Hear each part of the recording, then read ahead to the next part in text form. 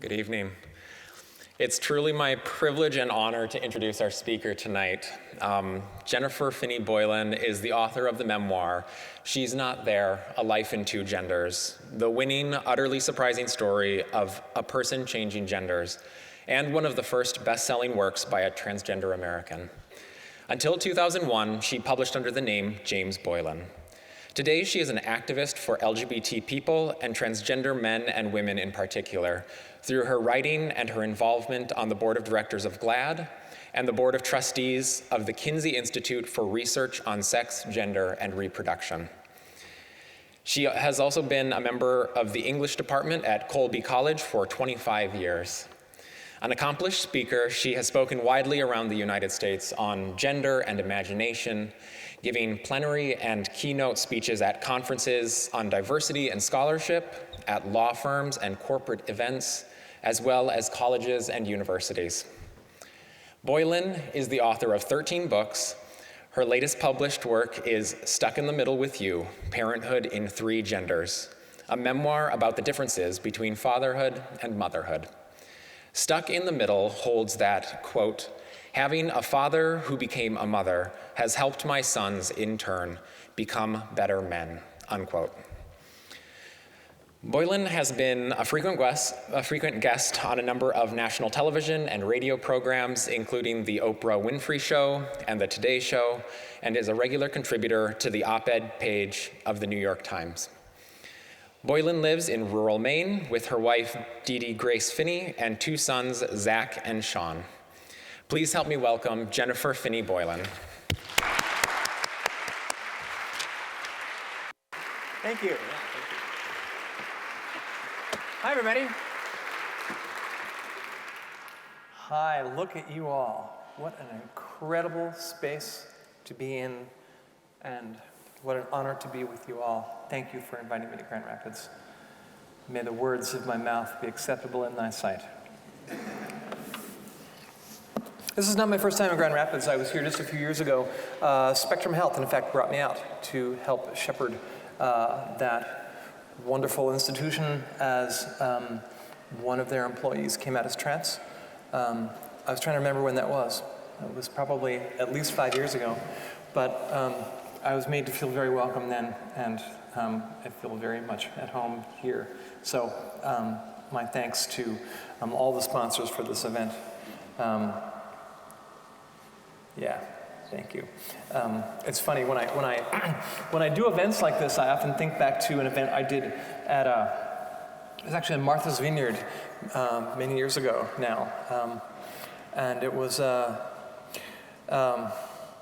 a bookstore. You know, Martha's Vineyard is very, very small, in fact, and there were only 2 bookstores on Martha's Vineyard. And I was reading at the one of them. I think it was 4 o'clock on a Sunday afternoon. So I spent the morning, riding a bicycle around and, seeing the sights. It was really nice. But just shy of 4 o'clock, I showed up at the bookstore, and there was the manager of the bookstore looking rather glum, and I said, "What?" And she said, "Well, Jenny, wouldn't you know, at the last second, they've scheduled another reading for this exact same time at the other bookstore." Of course, I thought, who's going to go to that when they could come see me? And she said, "Well, it's Hillary Clinton." Which, of course, made me think that the only people who would come to my reading would be Republicans and transsexuals. And in some cases, transsexual Republicans. Which, of course, gave rise to the question, what is a transsexual Republican? And the answer occurred to me, it's someone who thinks a little too much about their private sector. Thank you, Grand Rapids, and good night! Okay, wait, I'm still here. I thought what I might do is, in this hour that we have together, to read a story for you, and then to talk a little bit about trans identities and some of the challenges facing both my people, our people, and as well as some of the difficulties involved in being an ally. And then if you want to do some Q's and some A's, you ask me some questions, I'll evade them in an entertaining way. And then at the end of all this, I'll read you a second thing to kind of make a little Boylan sandwich out of it. And then I think there's a signing. Where's the signing going to be? Is it back there? Okay, right out there, right at 8 o'clock. So that's my plan. You with me? Yeah, what do you think? Okay, so do you mind? I'm going to come out of the pulpit because I'm good, but I'm not this good. So let's see. Now I'm wearing this device that should enable you to hear me. Yeah, there we go. Oh, that's better, and I can see a little bit better here. So hi, there you go. So hi. Hey, so I'm going to read. Oh, hi, you're signing. Hi, what's your name? My name's Amy. Hi, Amy. Thank you for signing tonight. In fact, let's begin. Let's begin with this. So, would you do the sign for transgender? That's the old one. Do the other one. You know this one? Transgender? Yeah. Okay, so first, right. Okay, so do the one for transsexual really slowly. Okay, we're super slowly. So that's like so this is the letter X. Okay, and then the letter X kind of down across your face, that is sex, right? Right, specifically gender. Okay, and so then that turned around. So turned around, that incorporates the sign for change. Okay. So it literally means to change the gender. Okay, so that's good, but just somewhat more recently is this. Right. And you do it so much better than I'm going to do it. I'm going to do it with the self-consciousness of someone who can hear. But why don't you all do this? So take your hand, make like a little flower, and the flower is going to put it over your left breast here, and the petals face down. And it's going to come out, and as it comes out of your heart, the petals are going to open, and now put it back in your heart with the petals facing the right direction. Isn't that the most beautiful thing ever? I think that's so much better than that, right? Because that's, turning your sex around. This is the flower. In fact, that might be the best thing that we can do this whole night. We could end it right there. Thank you very much. So,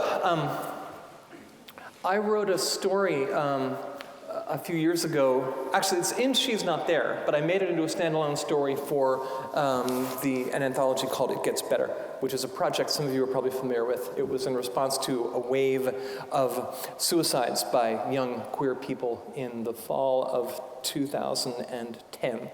And one of the responses was a series of YouTube videos grouped under the heading It Gets Better, which was meant to send a message from older people to younger ones that if your life is really hard because you're LGBTQ and everything else and anything else when you're young, your life, with any luck, will get better as you attain more agency over your own life.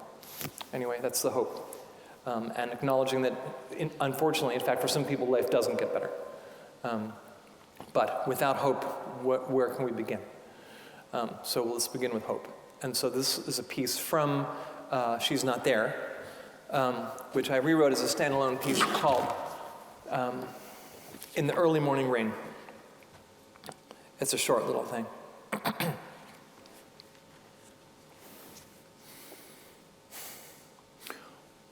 When I was young, there was a time when I figured, the hell with it.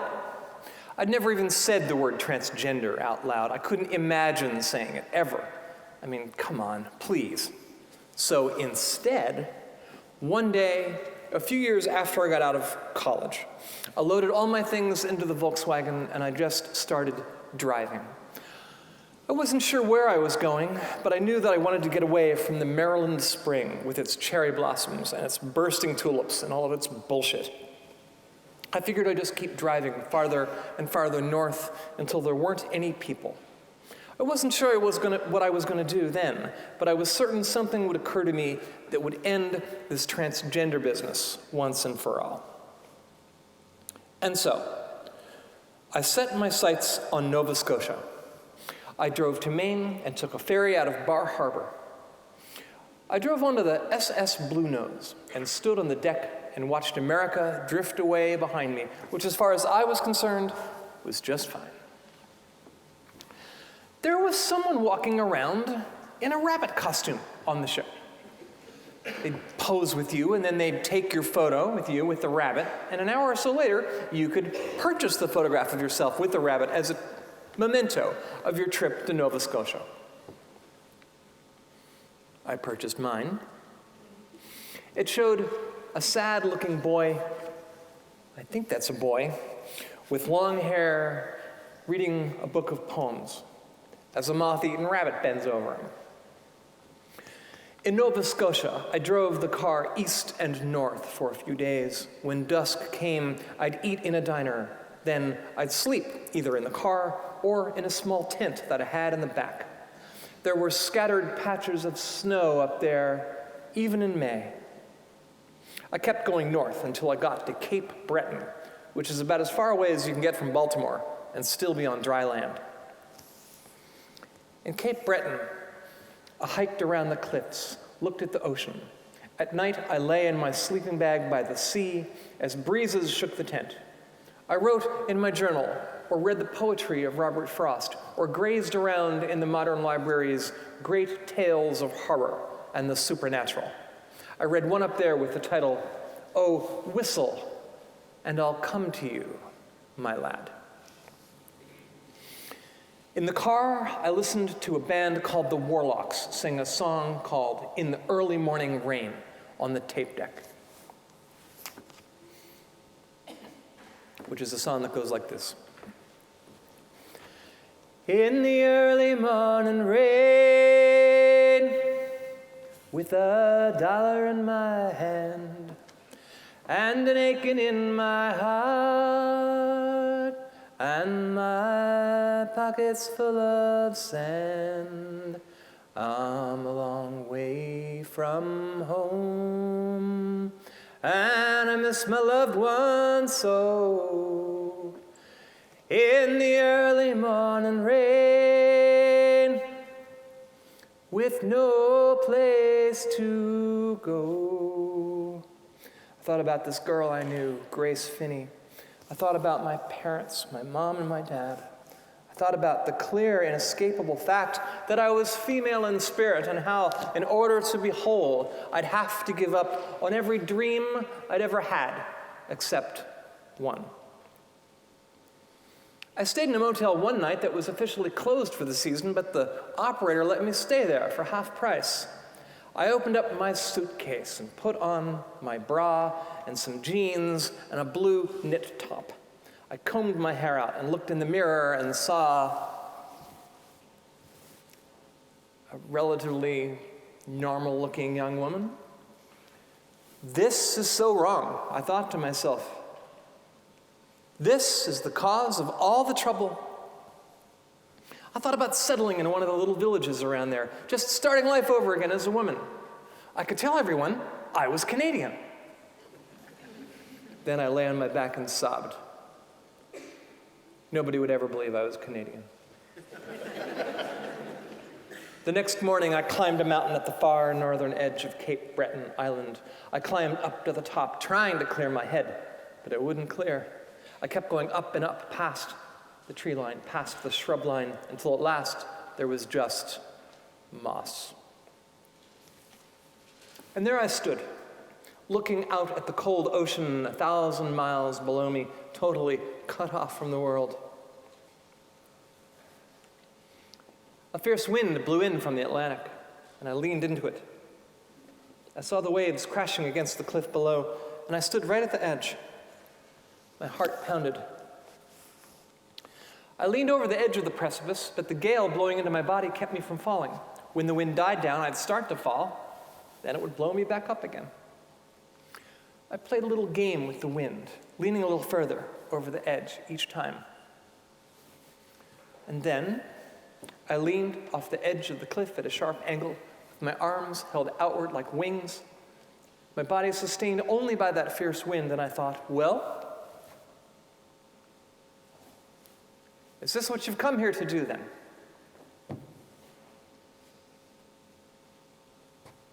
Is that the thing to do now? And then a huge blast of wind blew me backwards, and I landed on the moss. It was soft. I stared straight up at the blue sky, and I felt something.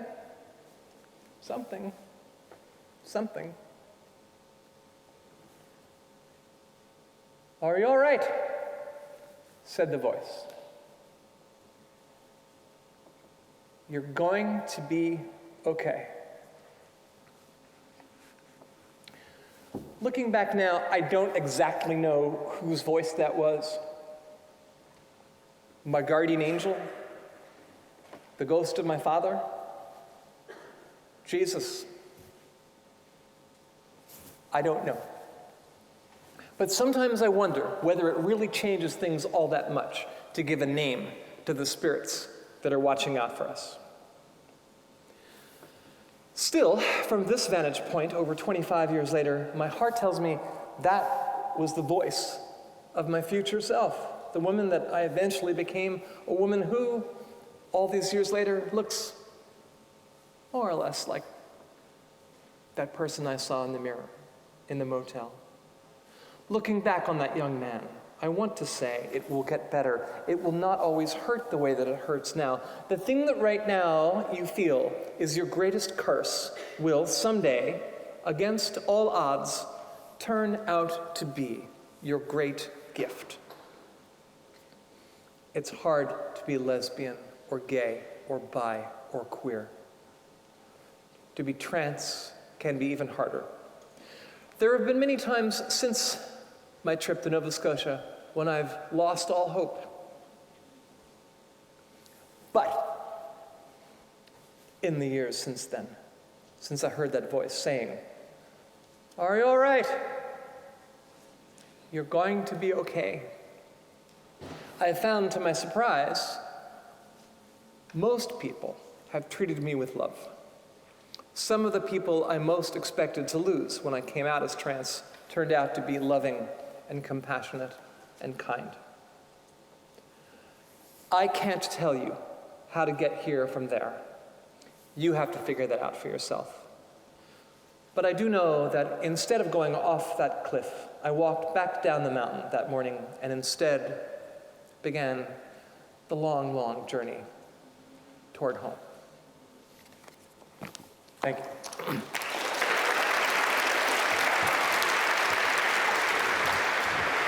Thanks.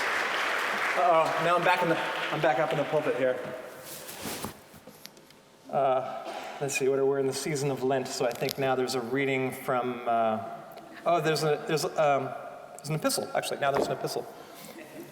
Dear Mom, yeah, thanks for listening to that. Sorry, it always gets me a little, I think there's something about singing that just kind of, you must go to a different part of your brain when you sing than when you talk. I know I do. That's why I sing like that.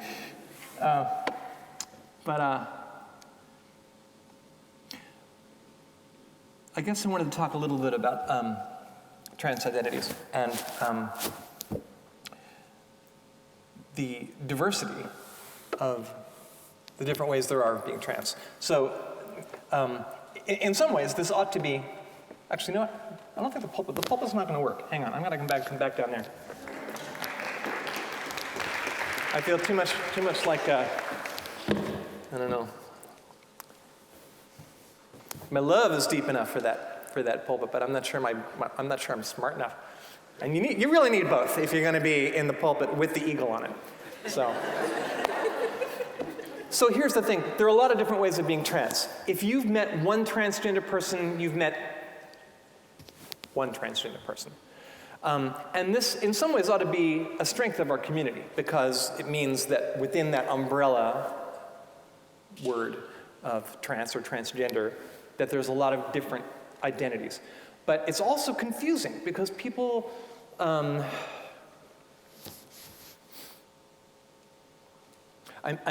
hesitating here because I'm on the edge once again for the second time in 10 minutes. I'm on the edge of Trans 101, which I hesitate to do because I know so many of you already know all this. And yet I know there are many of you who don't know this stuff. And so I'm either going to confuse one group of people or bore the other. So I think what I'm going to try to do is get through some of this material probably more swiftly and in much more sweeping, annoying generalities than is appropriate. But I think I ought to do that just because when we say transgender, or shorten that to trans, there are a lot of people who still don't know what that means specifically or exactly, and are now at a place where they're kind of embarrassed to ask, because now it's kind of, there's so much transgender stuff in the media and in the public eye right now that it's almost as if the moment where it was okay to ask what that means has passed. And so now people are left uncertain and afraid to ask questions. And no one's going to learn anything if we don't ask questions. So transgender is an umbrella term, abbreviated to trans, depending on who you talk to refer to a whole array of people who experience gender differently.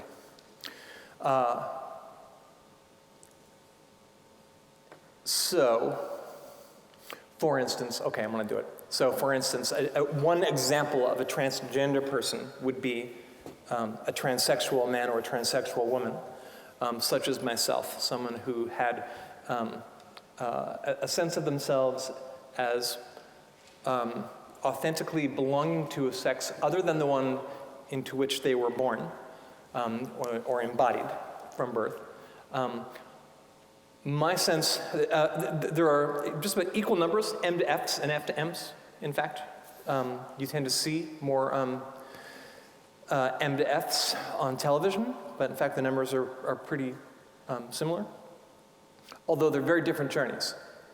It's not just the same journey going the different way on one highway. It's actually, it can be two very different kinds of journeys, because where you begin actually is so very different, and not just in terms of gender, but also in terms of culturally where you begin as a male or female person in this society. So, for instance, if you're a person like me who began life supposedly with a male form, you know, I didn't come out till I was 40, so that means I had 40 years of kind of male privilege baked into my brain, which is privilege that I didn't want, but it was the way I was socialized in this culture, and that affects my experience. It certainly affected my experience as in the time before, and to a certain degree, it affects my experience as a woman now. Although it doesn't make me less of a woman, it just makes me a different kind of woman. Anyway. See, I'm already going too deep into the reeds. I said I wasn't going to do it, and here we are. Let's pull back. There are transsexuals in the world. Transsexual men and women are the people that you would associate with a transition that is often abetted by the medical establishment. Hormones, electrolysis, in my case, a trip to the large-size sushi store, surgery. Not all transsexual men and women have the surgery, some because they don't want it or need it or feel it's necessary, and some because they can't afford it. So again, those are kind of intersectional economic issues, which will... Do you see how quickly this stuff gets complicated? The problem with, here's the thing, when you talk about transgender stuff, you're talking about sex and gender, but if you're also talking about transition, you're talking about economics. If you're talking about economics, you're talking about the healthcare system, you're talking about privilege, and if you're talking about economics and privilege, you're probably talking about race and class. So one reason why trans stuff is so complicated is because it's intersectional, it's connected to many, many, many other issues, which in some ways is what makes it so interesting, but which also makes talking about it so complex. Okay, there are transsexuals in the world. She tries again. If I can't do it quickly this time, we're just going to give up. I'm going to go on to something else. So, people like me, there seems to be a pretty good medical, neurological basis for why people born with one set of chromosomes has a sense of themselves as the other chromosomes. The medical evidence is not really convincing. It's interesting. It's there's research, but it's not abundantly obvious. And in some ways, it doesn't matter. What matters for right now is that, that's my way of being trans. What I wanted from my earliest memory was to be female, which to me meant femaleness and not femininity, if you follow the difference. So what I had a sense of was a body that was a sense of spirit or brain or something or heart that was not wired to the body in which I resided. But I didn't particularly care about playing with dolls. I didn't particularly want a Barbie or an easy bake oven or whatever cliches of femininity we have in the culture. I'm still not particularly, I'm not the most feminine woman you're going to meet today, probably. But you're going to meet women, born women, if you'll pardon that expression, who are also uninterested in being feminine, and no one gives them a hard time. Or actually, maybe people do give them people give them plenty of hard time. See, this happened again. See, okay, now we're going to go on to the next one, because I cannot do this quickly.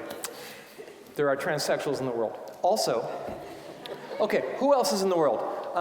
There are drag queens in the world, and drag kings. Drag is a really a vague term to describe all sorts of ways of performing gender variance. Many drag queens would describe themselves as gay men who have this uncanny, spectacular ability to put on a show. And so we could talk about drag the rest of the night, but the great thing about drag is, first of all, just the sheer awesomeness of it, the fun of it, the performance, the art of it. Drag also asks that we not take our gender roles too seriously, that we find a sense of fun and joy and kind of bitchy humor in our sense of gender, in our sense of selves. Our country's best known drag queen is RuPaul. But stay with me for a moment. At the end of the day, RuPaul takes off the wig, washes off the makeup, and there's a gay man under there who has a penis. Sorry, can I say penis in this? Sorry. There's a gay man getting a vagina is not necessarily at the top of his to-do list. If you'll follow me on that. And I'm not trying to be salacious, but I'm trying to contrast that experience with my experience, which was not about performance. It was not about female impersonation. It was about female soul and female being. But both of these ways of being trans, both of these humans, could be referred to as trans, and you would not be wrong to use the same umbrella term to describe them both. Who else is trans? A crossdresser is trans. A crossdresser, often a straight, hetero guy who loves to wear women's clothes because, well, for a lot of reasons. For one, it's fun. Two, it's a great vacation from yourself. It's kind of like going all the way to Florida, but you only walked across the room. Because the clothes are beautiful. Sometimes there's a sexual element involved in it as well, but not always. But a crossdresser is not necessarily somebody who wants to be female. And a crossdresser is also not someone who is a gay man, like RuPaul. Okay, so you got me, you got Ru, and you've got, I don't know, your best friend who you don't know is a crossdresser because they won't talk to you about it because they're afraid you'll make fun of them. Or your brother, or your father. No, not my dad. Well, somebody's dad, why not yours? And again, I'm not trying to be, every crossdresser I think every crossdresser I've known was someone's father. And the children didn't know, because they're afraid, because it was a terrible secret. And it shouldn't be a secret, and it shouldn't be terrible, because there's no wrong way to be human, right? Okay, we're all trans here under this umbrella. Then another way of being trans might be, let's call it genderqueer, let's call it gender nonconforming. People who reject a gender binary. If you hear the phrase reject the gender binary, you're probably in the presence of a genderqueer person or a gender nonconforming person or a gender fluid person. And so a couple of the ways of thinking about this embodiment is, this is someone who kind of wants to live in a gender-free place, or to live in a place that's kind of in between the poles of, all the men over there eating steak, all the women over here having just a little salad. Somebody who kind of wants to live in a kind of middle space. It's also someone who may want to move around between the poles of gender according to their own lights, according to their own desire to express themselves in the culture. So that's a genderqueer person. A genderqueer person, sometimes, genderqueer folks often additionally see gender in particular through lenses of critical theory and gender theory, and see kind of gender nonconformity as a way of pushing back against the culture's shackles about what it means to be male or female or human. All right, you still with me? Okay, so let's just wrap up this part real quick. So I've described several different ways of being transgender. So one person walks in and says, it's a medical condition, like cleft palate. I went to the doctor and they cured it. Another person says, it's a performance. It's about performativity. It's a party. Bring your sequins. Let's have fun with this. Someone else says, it's about a place I go. It's private. It's psychological. It's a vacation. Somebody else says, it's about rejecting the gender binary. Okay, do you see how if you got those 4 or 5 or 6 people all together in a little room, they would probably have a great big fight? And since we do spend so much time on the internet, that's what we do. The trans community is actually not a community. It's a lot of different people who are doing a lot of different things. And some people will tell you the most important thing to understand about transgender people is rejecting the binary. Some people will tell you, no, the most important thing is speaking the discourse of critical theory. And some other people will tell you, no, it's about understanding someone who has a medical condition that can be cured. Guess what? They're all right. They're all right. It's all cool. There's no wrong way to be trans, just like there's no wrong way to be human.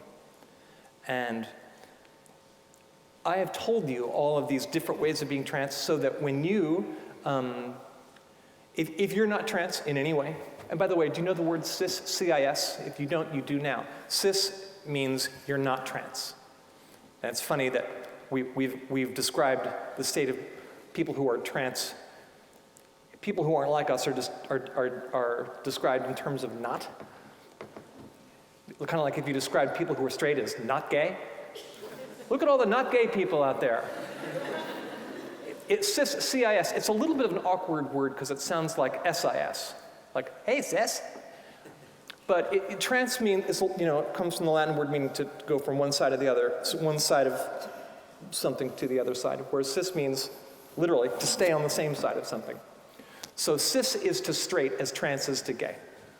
So one reason why it's hard for cis people to get their minds around all this is that there's like a lot of ways of being trans. And it's hard to keep up with it all. If you meet someone who seems to be gender nonconforming, how do you be an ally? How do you be a friend? Given how complicated all this is. Well, there's not a single answer. You could talk to them about their issues if they feel like talking. But a lot of trans people don't feel like talking. any more than any of us feel like talking about the ways in which we're different in the world. Not everybody wants to be part of someone else's education, even though that would be helpful. So if you can, have a conversation. But if you can't have a conversation, that's okay. There are a lot of good books to read. There are books by Kate Bornstein and Susan Stryker and Chaz Bono.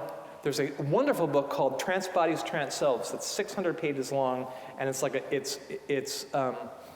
kind of compendium of many, many different writings about the transgender experience. So you can talk to your friends, you can read.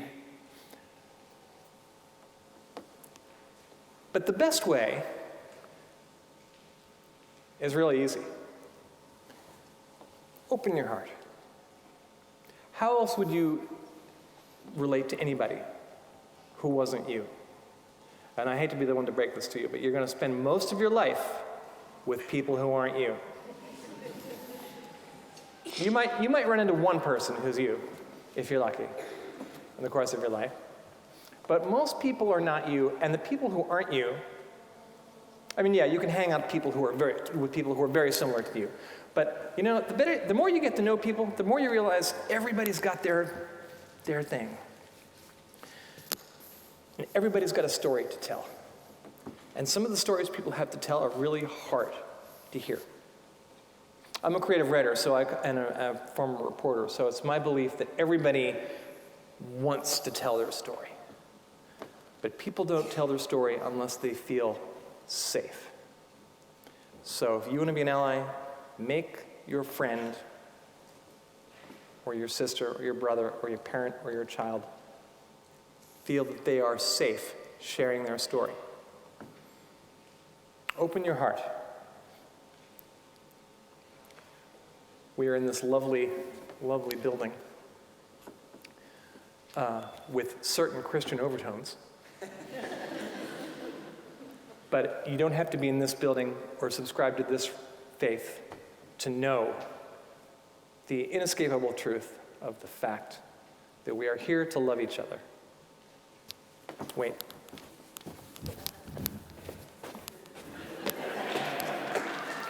We are here to love each other.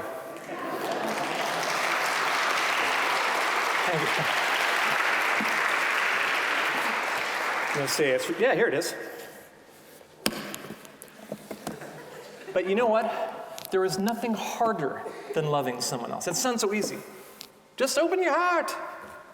I'm saying it like that because it's almost St. Patrick's Day. Open your heart.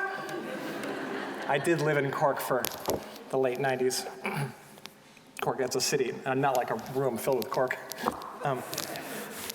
It's very hard to love other people because it's frightening. It makes you vulnerable. And it means you're committing yourself to being compassionate and being understanding to someone whose experience of this world is really, really different from your own. But what can you do but open your heart and show the love? And if you don't know how to do that, start just by trying. Have a conversation. Make someone a cupcake. When I came out to my mother, I think she was 85 at the time. Evangelical, Christian woman, Republican, conservative, both emotionally and politically. I had this suspicion this was not going to be her idea of the best thing that ever happened. So I sat her down on the love seat. That is what they call it. And I spilled the beans very slowly, with a fair amount of fear and cowardice. And I finally just said, Mom, I never told you all these years because I was afraid that you wouldn't love me anymore. And right on cue, that's when I started to cry. And my little 85-year-old mother got up. Actually, she'd been sitting at the chair next to me, and then she sat down on the love seat next to me. And she did that, and she said, I would never turn my back on my child. I will always love you. And I said, but Mom, when everyone finds out that I'm your daughter, isn't that going to be, a scandal? Isn't it going to be embarrassing? Mom said, well, quite frankly, yes. But I will adjust, said Mom. She said, love will prevail. Later on that night, I went up the long stairs to my old high school bedroom, same house. And before I went to sleep, and at the end of a very long conversation, she said, you should try to write about this. She said, I don't understand this, but I know that I could understand it better if I knew the story. She said, it's impossible to hate anyone whose story you know. Pretty good for a Republican, don't you think? It's impossible to hate anyone whose story you know. Well, that was 2004. She died in 2011, age 94. Still an evangelical Christian, still conservative, still a Republican, and the best trans ally that I've ever known. So it means that I've talked to a lot of people while I've been here today, and people have said, well, Grand Rapids is very conservative. I say, good. Because there's all kinds of being conservative. There's politically conservative. There's also emotionally conservative. You can be as politically liberal or conservative as you please. That's what this country is about. But try not to be emotionally conservative, by which I mean show your love to the people who need your love. And they don't have to be trans. They don't even have to be all that different from you. Open your heart. There, that wasn't so hard. Do you want to do some Q's and some A's? Let me come back down out of the pulpit here. See, you shouldn't put me in that pulpit because I'm going to start reading from Scripture. Thank you for being so part of Grand Rapids, Michigan. Jennifer Bolan, Namo Ringi-Kyo. Have you ever heard of Namaho Ringi-Kyo before? Oh, now I'm getting it. You scared me there for a second. Yeah, explain to people what you're doing. Our head is Mo, our neck is Ho, our chest is Ren, our stomach or womb is Ge, our legs are Cho, earth, water, fire, wind, space, Ku. I haven't been a lesbian, maybe in a past. But the night is early. But I was gay. Let's just see how this whole thing shakes out. Yeah. Because I've not yet been a Navajo, so let's trade. I was gay and bi, and I never been a transgender. I never had a desire to be a woman, but I had a strong desire. I wanted to have a baby for some reason. Maybe in my past lifetime I was a woman, or maybe in my future lifetime I'll be a woman, but I have a strong Well, it's desire. nice to have aspirations. Aspirations? As in your future life to become a woman. It's nice to have aspirations. Okay. Now I'm just a regular human being, flesh and blood. I'd like to give you this gift from Wow. me. Holy cow. It comes all the way from Japan. Say this on the top again. Nam Yoho Renge Kyo. And what does that mean? Nam means devotion. Devotion. Myo is death. Death. Ho is life. Ren is cause. Ge is effect. Kyo is all living sounds of the universe, or all activities of life. Our head is Mo. Our neck is Ho. Our chest is Ren. Our stomach is Ge, our womb is Ge. Our legs are Kyo. Thank you. Have you ever, can transgender have babies or not? I can't have a baby, but Okay. Thank you so much. Peace. It is worth mentioning that within the Native American tradition, there is a thing called Two-Spirit. It's not in all the tribes, but in some of the Western tribes, there's a thing called Two-Spirit, in which what we think of as trans, it's a bit of a leap, but this was clearly a trans identity, and there were people, trans people within the tribe who were considered shaman and mystics within the community, and who played a very important role. So the idea that transgender people are always outcasts is a Western one and is not always true. Thanks for that. That was really cool. What else can I? Do you want me to come down there? Would that be easier? Where's the stairs? The stairs are over here. So what else do you want to know? Can I ask another question? No. Let me get to some Are notes. you happy? Yes, Do you sir. have any regrets? I have no regrets whatsoever. Very good. Thank you. Actually, I do have one regret, that most of my clothes don't have pockets anymore. That is one thing. This jacket actually has pockets, but that's the one thing that, most of my, so. No, and I think it's a thing that people ask trans people quite frequently. Aren't you, No, I never, because it's what I always, I always knew myself to be, and it's what I always wanted. And when I woke up after surgery with my wife at my side and my best friend at my side, my sense was, whew, well, now I can get some work done. Hi. Hi. I have a question. Yes, sir. Or- Sir, may I say sir? Sure, Okay. Okay. We're using male pronouns? that's fine. Okay, good. I've worked in healthcare 30 plus years. What's your name? Paul. Paul. Hi, Paul. In the beginning, when you were talking about trans, you mentioned the word my people. I'm trying to understand, because I guess from being in healthcare from the early 80s and seeing everything in different areas of fields, and I've worked with trans in different medical fields in offices and stuff here in town.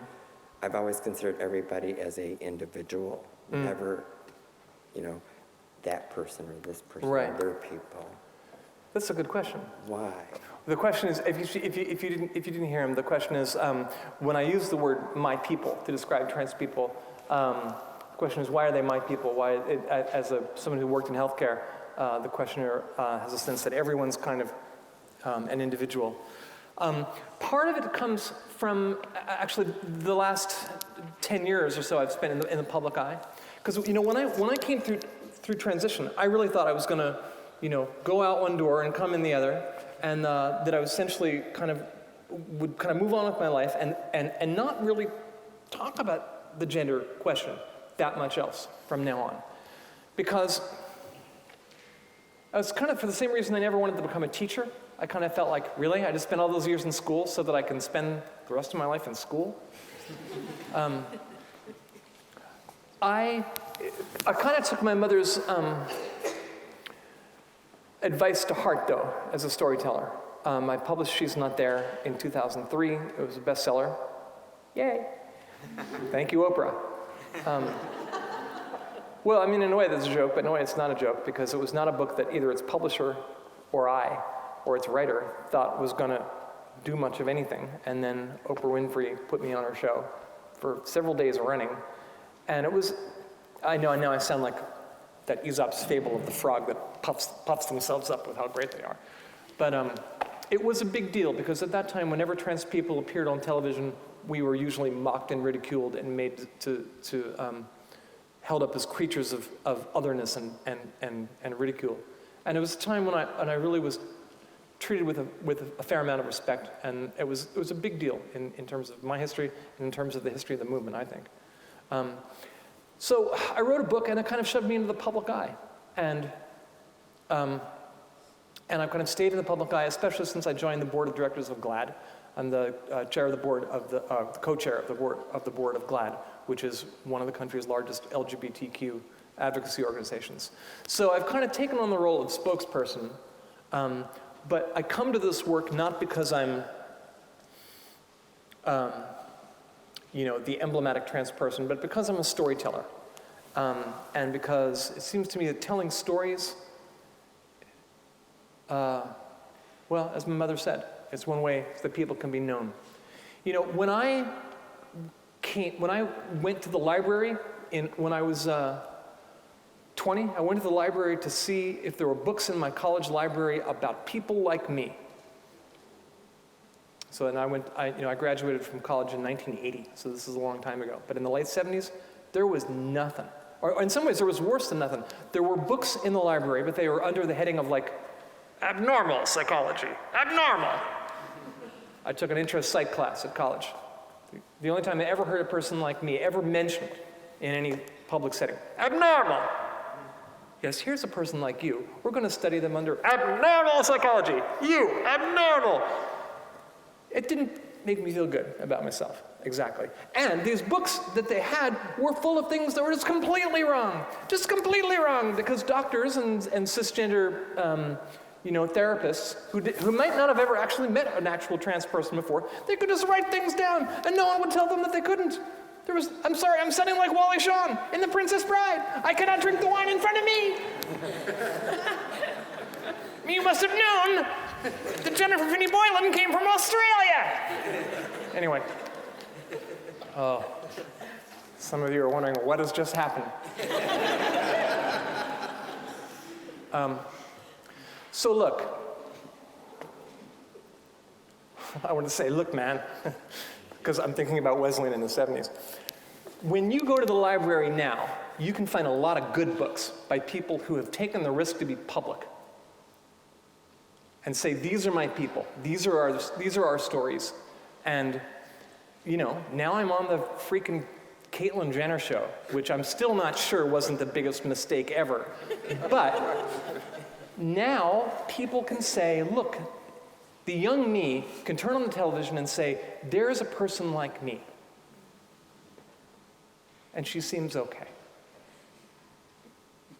That's a thing I didn't have. So this wasn't the question you asked, but do I ever miss my privacy? Yeah.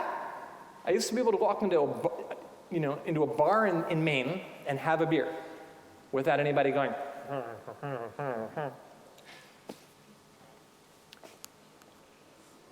But the price for that is that now there's a lot of people like me who don't feel alone anymore, and that's good work to do. So it's a fair trade. Hi, right here. Yeah, it took you a long time to make the decision. Yeah, Even though it took me a long time, yeah. Even though early on you knew you wanted Yeah, to because do I was checking. Is that, The question is that the question, why did it take me so long? well, I was wondering what brought you to that big decision then. Yeah, okay, so the question is, so I came out finally when I was 40, and why did I wait so long, and what brought me to that decision? What's funny is I can't really say that it wasn't like one thing. It was really like, I felt like I tried every possible thing I could do to stay a guy. For me, there were no models. I was afraid.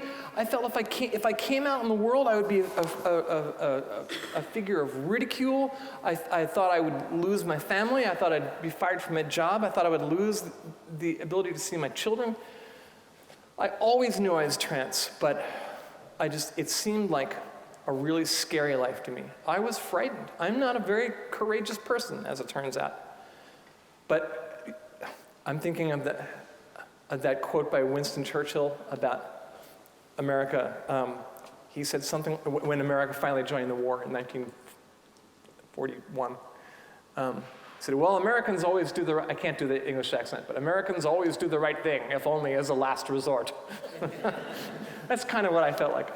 I finally decided to live my truth, if only as a last resort, because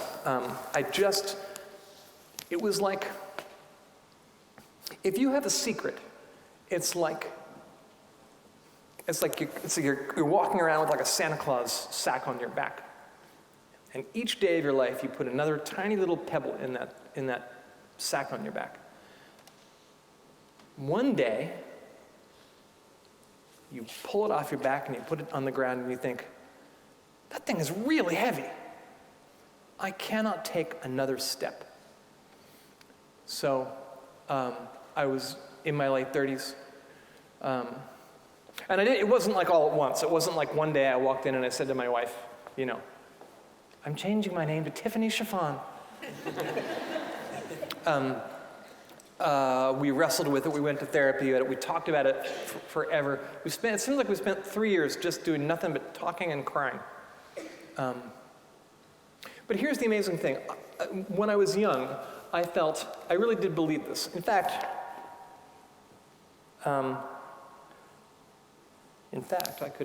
I'll do a question, then I'll read you a thing, and then we'll end it there. But I thought that love would save me.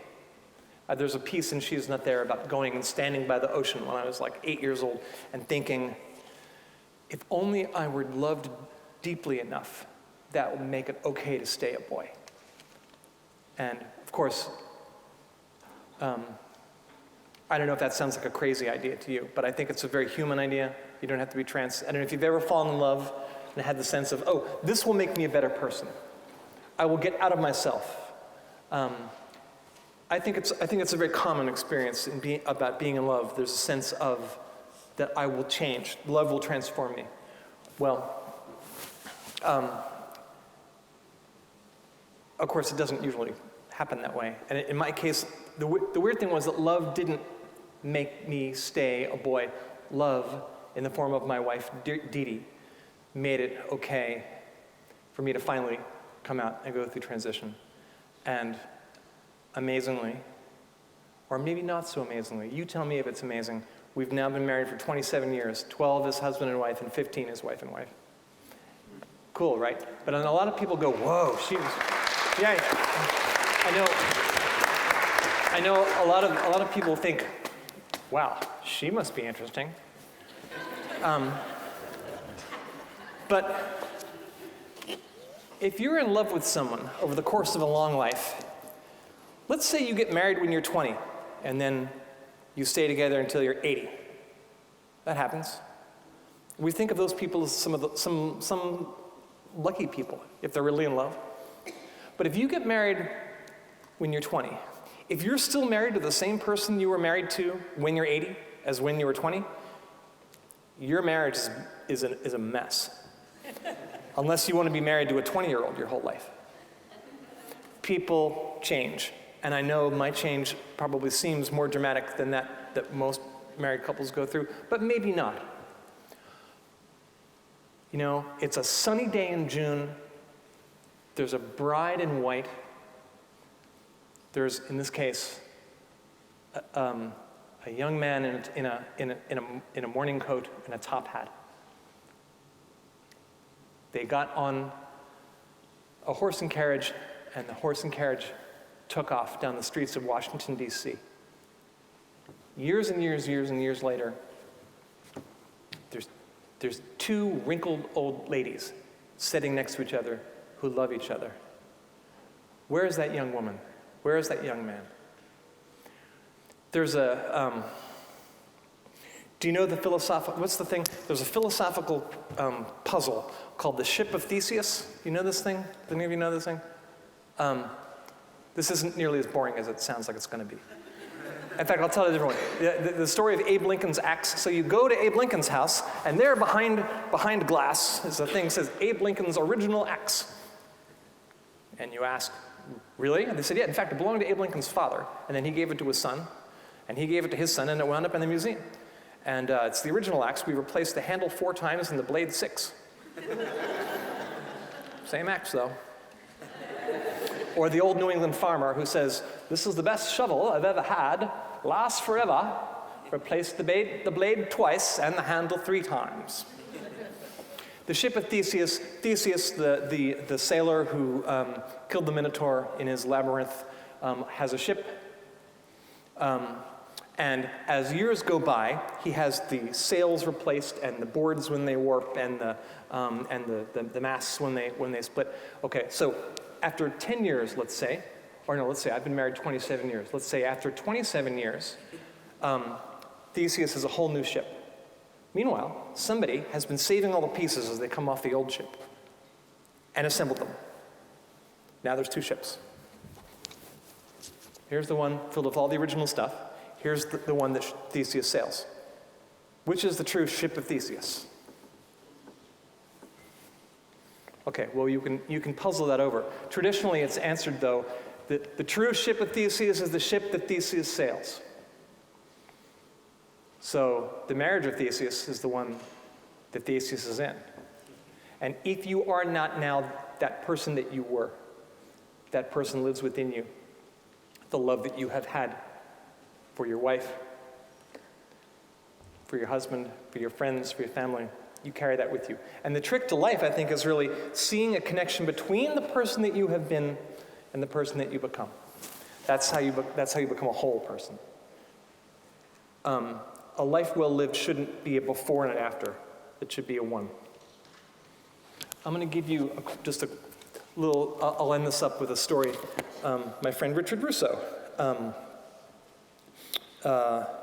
wrote. Rick is a good friend of mine, and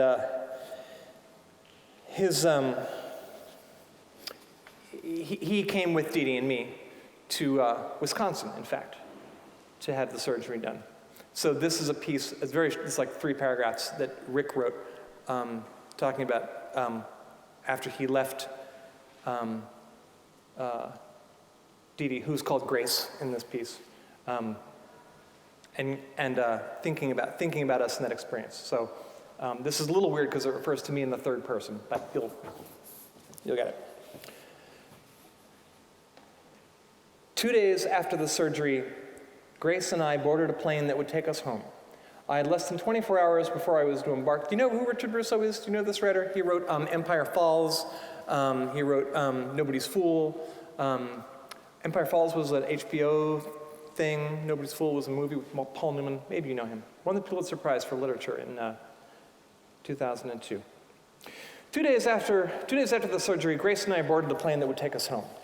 I had less than 24 hours before I was to embark on a long, grueling book tour. Grace was returning to work and the children and a life she was reinventing, a life she'd been reinventing for several years now. As we stared out the window at the Midwestern landscape below, I regarded her with wonder. Years earlier, her heart had inclined in the direction of another soul, and now, against the advice of many friends and well-wishers, she'd had the wisdom to understand that when our hearts incline, often in defiance of duty, blood, rationality, justice, indeed, every value we hold dear, it's pointless to object. We love who we love. In the past 2 years, for Grace, everything had changed and nothing had changed. Her heart still inclined, as was its habit. The same was true for Jenny. I'd witnessed this earlier in the week, the night of her surgery, at the end of the very long day she'd been imagining one way or another for 40 years. She'd been slipping in and out of drugged sleep all afternoon and evening, awakening with a joke to tell, and then falling asleep in the middle of the punchline. Finally, as it got later, she grew serious. It was time, she knew, for Grace and I to return to the hotel. When her eyes filled with tears, Grace went around to her side of the bed and took Jenny's hand, leaned down and kissed her on the cheek. "Grace," Jenny whispered, "sing me a song?" So my wife then began to sing the song to me, which is a song, some of you probably know, it's called Two Little Boys. It's one of those songs about 2 brothers who wind up on opposite sides of the Civil War. They meet on the field of battle many years later and join their hands in friendship and love.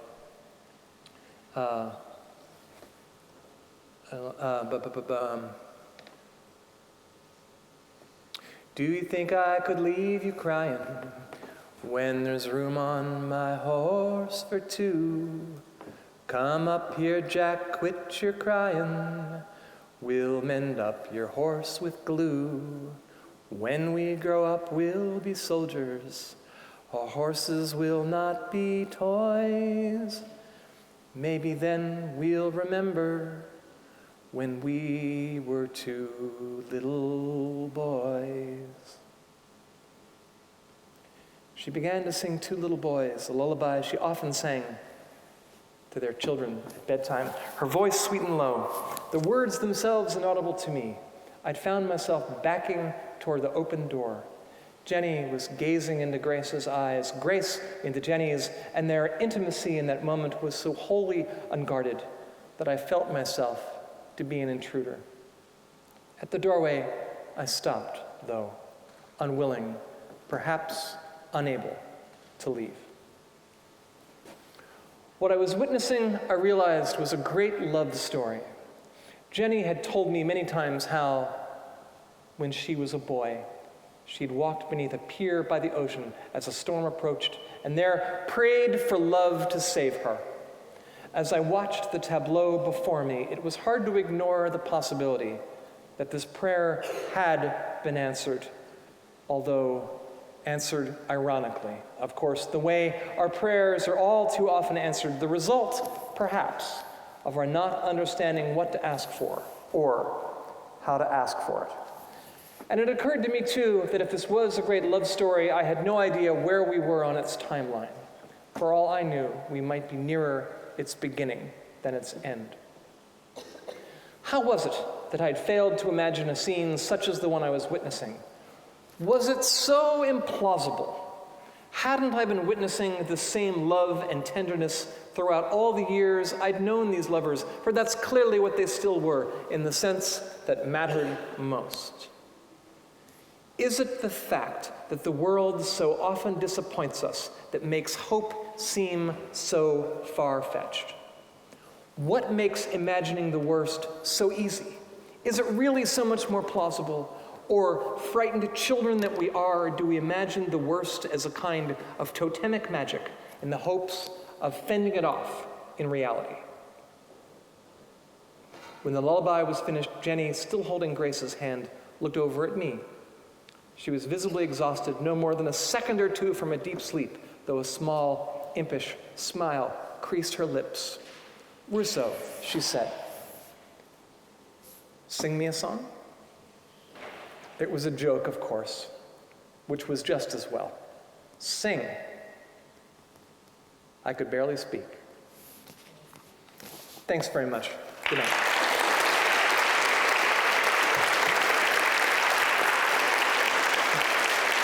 Thank you. Thanks a lot, everybody.